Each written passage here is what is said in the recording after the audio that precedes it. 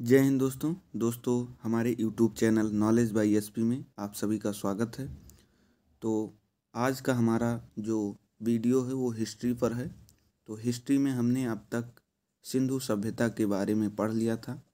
अब हम आपको मेसोपोटामिया सभ्यता के बारे में बताएंगे। मेसोपोटामिया की सभ्यता विश्व की सबसे प्राचीन सभ्यता है। ये सभ्यता जो है 10,000 ईसा पूर्व पहले थी। आज से 10,000 ईसा पूर्व पहले ये मेसोपोटामिया की सभ्यता थी। सबसे प्राचीन सभ्यता यही है। इसका जो विकास है इराक में टिग्रिस एवं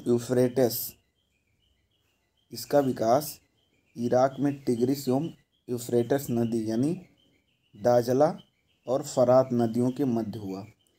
इस सभ्यता का विकास इराक में हुआ था और इराक के दो नदियां हैं, एक टिग्रिस है एक यूफ्रेटस, इन्हीं के मध्य में हुआ था। यहाँ की मिट्टी अत्यधिक उपजाऊ थी।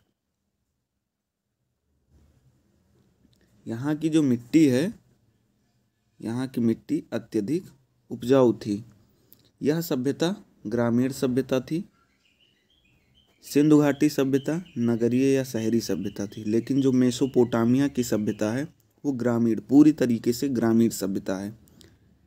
और ये जो मेसोपोटामिया की सभ्यता है, इसका जो अर्थव्यवस्था है, अर्थव्यवस्था का जो मुख्य आधार है वो कृषि है। और इस सभ्यता के उस समय के जो मंदिर थे, मंदिरों को जिगुरद कहा जाता था। और मेसोपोटामिया की सभ्यता को 4 भागों में बांटते हैं। जो मेसोपोटामिया की सभ्यता है उसको हम लोग 4 भागों में बांटते हैं। पहला है सुमेरियन सभ्यता, दूसरा है बेबीलोन सभ्यता, तीसरा है असीरिया की सभ्यता और चौथा है कैल्डिया की सभ्यता। यानी सुमेरियन की सभ्यता, बेबीलोन की सभ्यता, असीरिया की सभ्यता और कैल्डिया की सभ्यता। अब बेबीलोन का एक प्रसिद्ध आपने बगीचा का नाम सुना होगा, जिसे झूलता हुआ बगीचा कहते हैं। तो झूलता हुआ जो बगीचा वो बेबीलोन में ही स्थित है। सिकंदर जो था, सिकंदर इस सभ्यता का विनाश कर दिया। ये जो मेसोपोटामिया की सभ्यता थी, इस सभ्यता का जो विनाश है वो सिकंदर ने किया और इसके स्थान पर ग्रीक सभ्यता को थोप दिया। मतलब ये जो सिकंदर था मेसोपोटामिया की सभ्यता को पूरी तरीके से बर्बाद करके ग्रीक सभ्यता को वहाँ थोप दिया। विश्व की जो सबसे पहली सभ्यता थी वो मेसोपोटामिया की सभ्यता थी, हमने आपको पहले ही बताया। और सबसे प्राचीन सभ्यता भी मेसोपोटामिया की सभ्यता है। जबकि जो विश्व की पहली नगरीय सभ्यता थी वो सिंधु घाटी सभ्यता थी। यानी जो व्यवस्थित एकदम नगर शहरीकरण सभ्यता थी वो सिंधु घाटी सभ्यता थी। तो आपको ये समझ में आया होगा मेसोपोटामिया की सभ्यता। इसमें कुछ समझने की बात नहीं, बहुत ही आसान है। हिस्ट्री को एकदम आप कहानी की तरह पढ़िए कि जो मेसोपोटामिया की सभ्यता थी 10,000 ईसा पूर्व, इसका विकास हुआ। ये पूरी तरीके से ग्रामीण सभ्यता थी।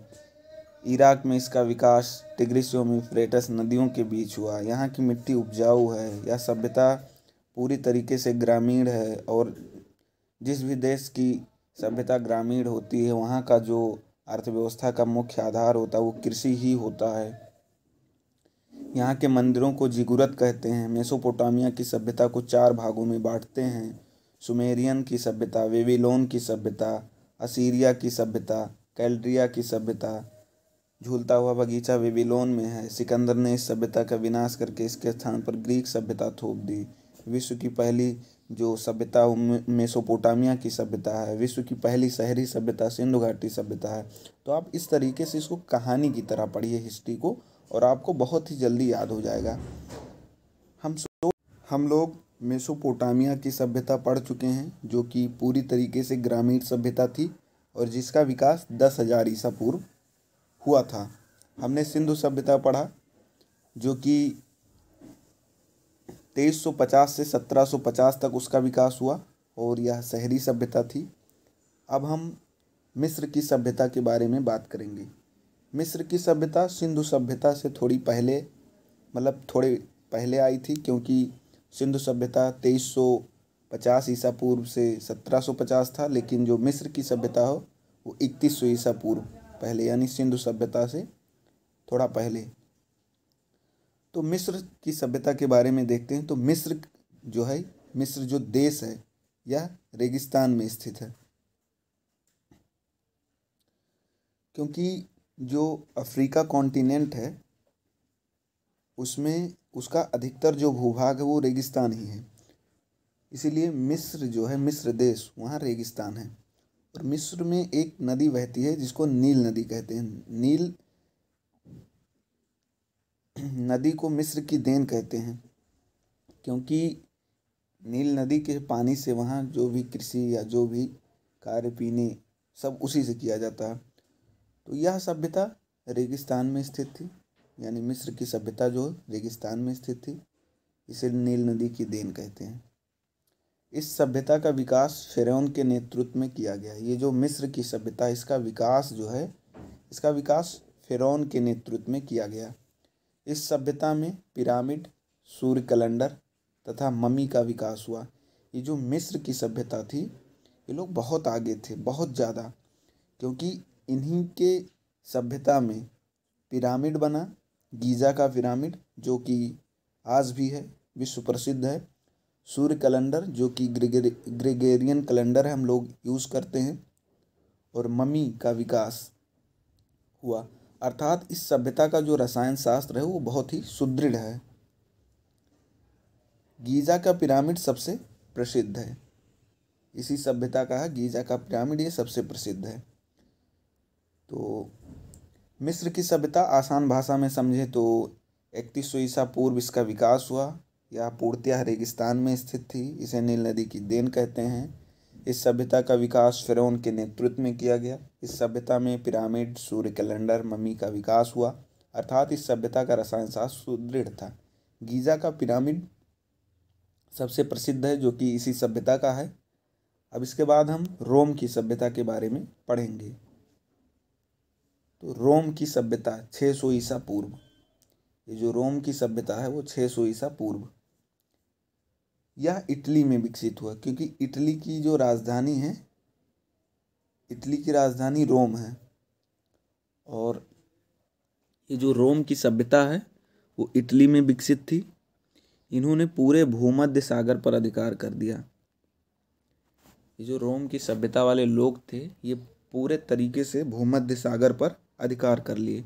प्राचीन सभ्यता में यह सबसे विकसित सभ्यता है। आज इस सभ्यता के अवशेष सुरक्षित बचे हुए हैं, जो पर्यटन का आकर्षण केंद्र है। यानी जो इटली है, रोम की सभ्यता, वो इटली में विकसित हुई और इन्होंने अपना प्रभुत्व पूरे भूमध्य सागर पर स्थापित कर लिया।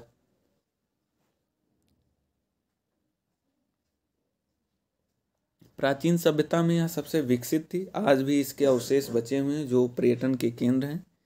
इस सभ्यता के दो सबसे बड़ा राजा जो हैं, एक जूलियस सीजर हैं और एक ऑगस्टस। रोम की जो सभ्यता है उसके दो सबसे बड़े राजा, एक का नाम है जूलियस सीजर और एक ऑगस्टस। अब जूलियस सीजर की हत्या धोखे से जो है उसके मंत्रिमंडल के द्वारा कर दी गई थी। और विलियम शेक्सपियर का एक नाटक है जो कि इसी जूलियस सीजर पे लिखा गया है। इसके बारे में हम फारस की सभ्यता के बारे में पढ़ेंगे। जो फारस की सभ्यता वो 500 ईसा पूर्व पहले विकसित हुई, मतलब 500 ईसा पूर्व में विकसित हुई। यह वर्तमान में ईरान में है। जो फारस की सभ्यता है वर्तमान में ईरान में है। इस सभ्यता का विकास तेजी से हुआ। इन्होंने पूरे अरब प्रायद्वीप पर अधिकार कर लिया।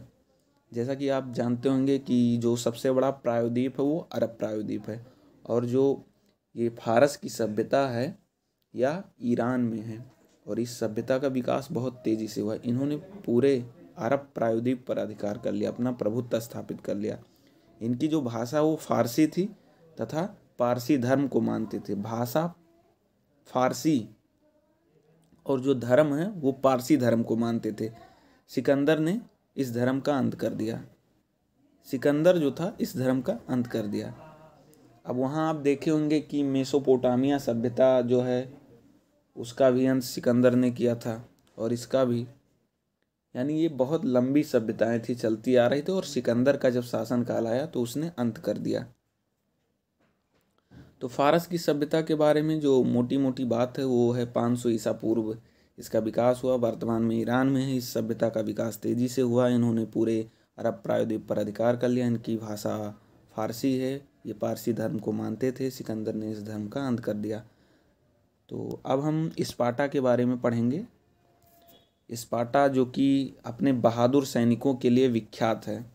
यह ग्रीक के पास एक छोटा सा क्षेत्र है। जो स्पार्टा है वो अपने बहादुर सैनिकों के लिए विख्यात है। इनके जो बहादुर सैनिकों की वीर गाथा है सदियों से चली आ रही है, और यह ग्रीक के पास एक छोटा सा क्षेत्र है। स्पार्टा के मात्र 300 सैनिकों ने लियोनाइडस के नेतृत्व में ग्रीस के 20,000 सैनिकों को मात दे दी। सोचिए कितनी बड़ी बात है। स्पार्टा के मात्र 300 सैनिकों ने लियोनाइडस के नेतृत्व में ग्रीक के 20,000 सैनिकों को मात दे दी।